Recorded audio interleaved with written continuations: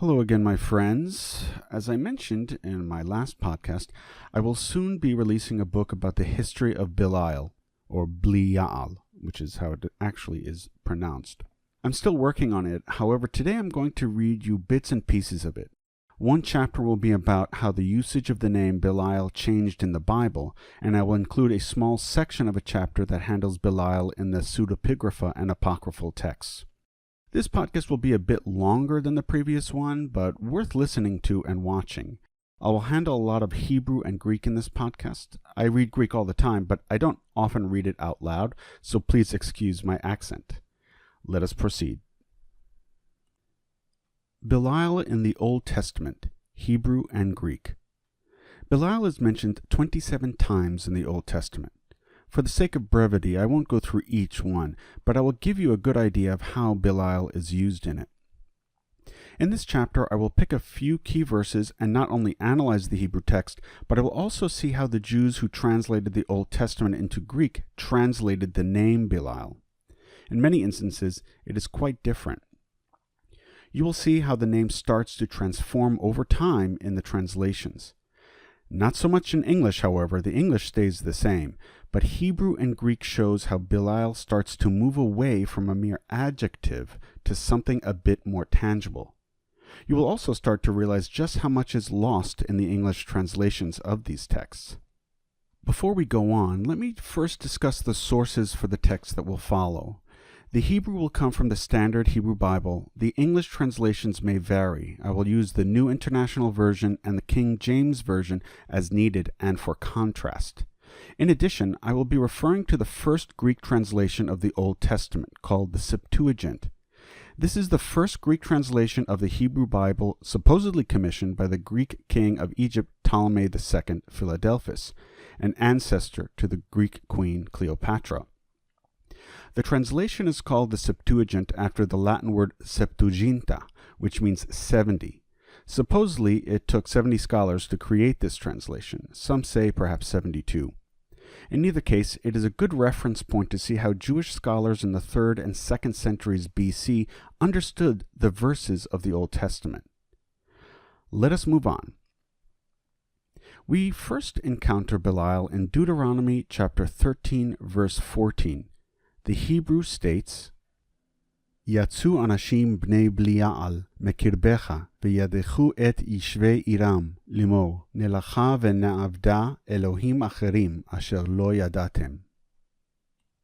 In English, that certain worthless fellows have gone out among you and have drawn away the inhabitants of their city, saying, Let us go and serve other gods which you have not known.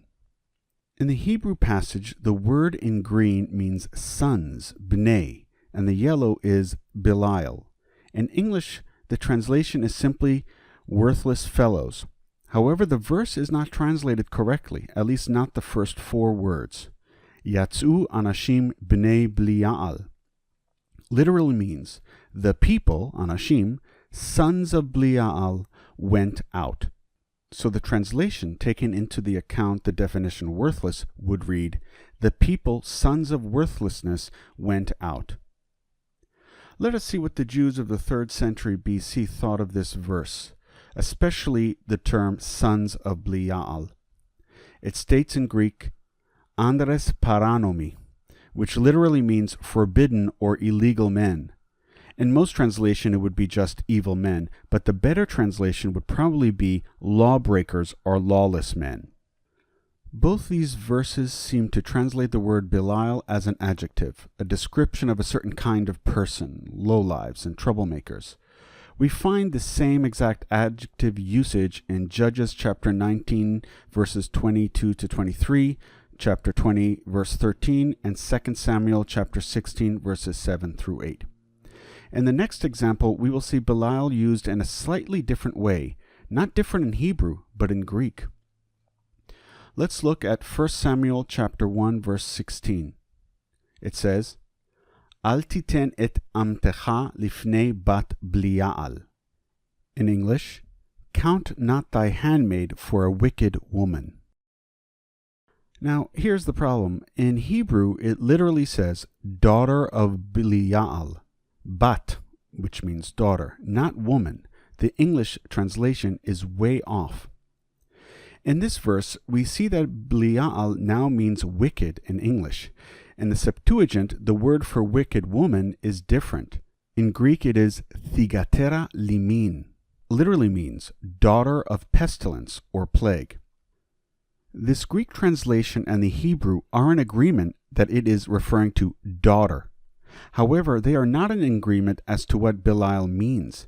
It is not clear why that is. Wicked and pestilence and plague are completely different words. And of course, the English is way off on this verse. We find the same usage of this name in 1 Samuel chapter 2, verse 16 and chapter 10, verse 27. Now we start seeing another evolution of the name Belial, both in Hebrew and in Greek. Even the word is being translated differently in English. Let's take a look. Psalms chapter 18, verse 5. In Hebrew it says, V'nachale Belial iva'atuni. In English, I will provide two translations. The floods of Belial assail me. The torrents of unholiness destruction terrified me. So now we have something interesting here. In English, Belial is now translated as something a bit different than the other translations. In one instance, the word name itself is used, and the next, a new definition is used. The name now means unholiness and or destruction. In Greek it says, Ke chimari anomias exataraxan me. That translates as torrents of transgression or iniquity throws me into confusion. This is an interesting verse because what follows it says a lot about the context. The next verse, Psalms chapter 18, verse 6, it says in Hebrew, Chavlei Sheol sivevuni. In English, the cords of Sheol surrounded me. Sheol is often described as grave, but in some instances it can also mean like a kind of hell. In the Septuagint, the Greek states, Othines athu periethiklosan me. Literally translated, pangs of Hades surrounds me. We usually see Hades as a synonym for hell, but it is really a place where departed spirits reside. So now we see that Belial and Sheol are showing up together. It might be a coincidence, but I'm starting to see a shift in how the name and word Belial is being used and how the surrounding verses are adding context to the name. As you can see, something is happening to the name Belial as it goes through the books of the Old Testament, and you will soon see the transformation through time as well. Belial in the Pseudepigrapha and Apocryphal texts. The texts mentioned in this chapter are part of a body of work that has a biblical feel to them, but were not added to the official canon. They were omitted for various reasons that I'm not able to cover in this book since it will require a separate book just to explain the reasoning. In this chapter, I will discuss Belial and his various appearances in these texts. It is here that we see the jump from the biblical use of Belial as an adjective to a demonic entity we have all come to love. I will not itemize every single instance of Belial, but the key ones that will give you a very good idea as to how these texts portray him. As we work through these apocryphal texts, Belial becomes more and more demonic and starts to be equated with the devil himself. Belial in the Book of Jubilees. This particular text is interesting because it tries to fill in some of the information that is missing from the book of Genesis. It is no coincidence that it also called the Lesser Genesis. Although Jews refer to it from time to time, it is not considered canonical, although it is canonical to the Ethiopian Church and the Ethiopian Jews. This book, like many apocryphal books, are a product of Second Temple ideology and the various shifts that took place in religious ideas at the time.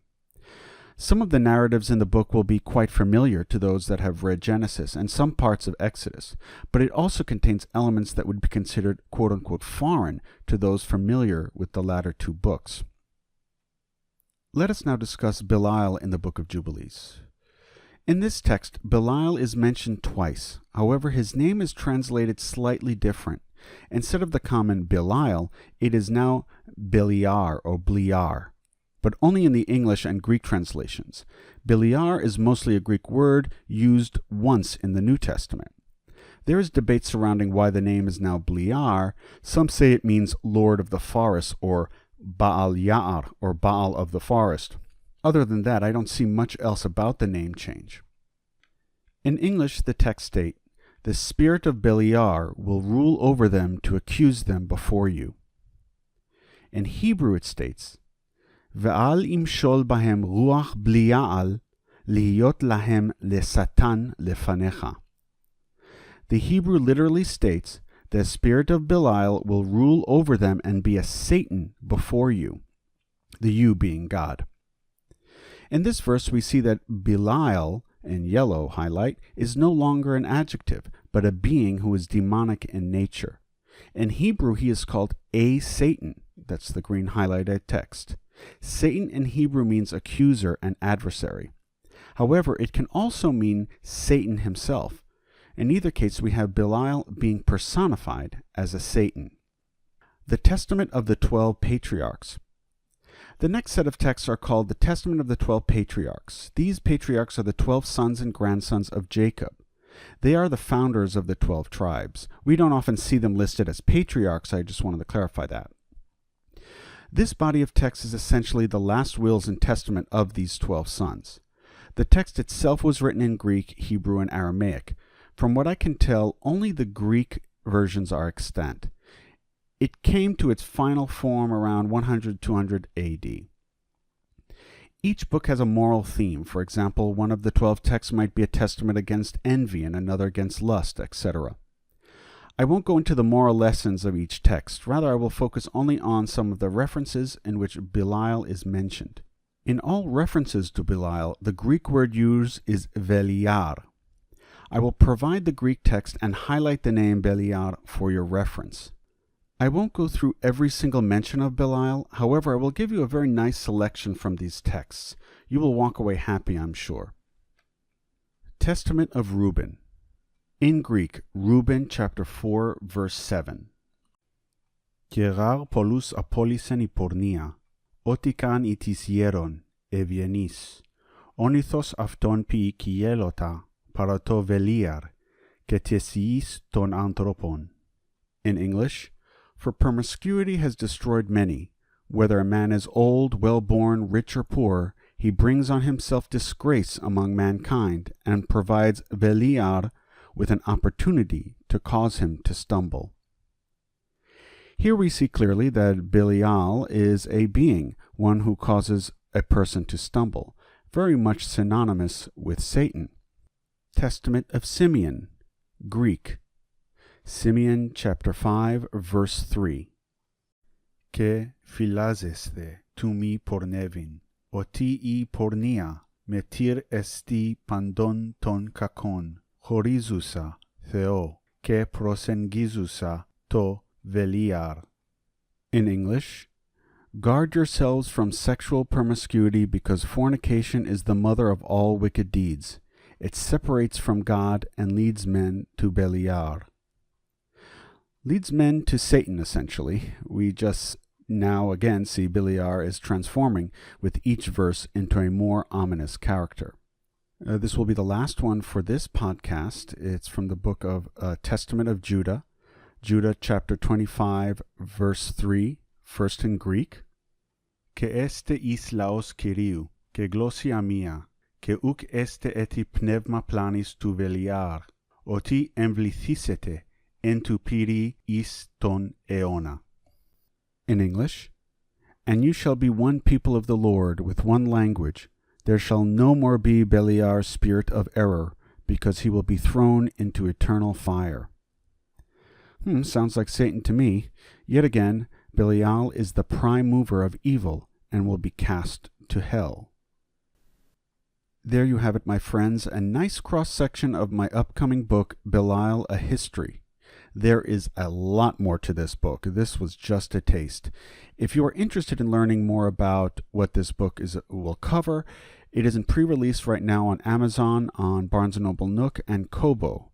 I hope you enjoy it. If you'd like a copy, please go to www.baalkadmon.com/Belial-A-history. Again, thank you for listening to this podcast, and I might have another one coming soon. Speak to you soon. So mote it be.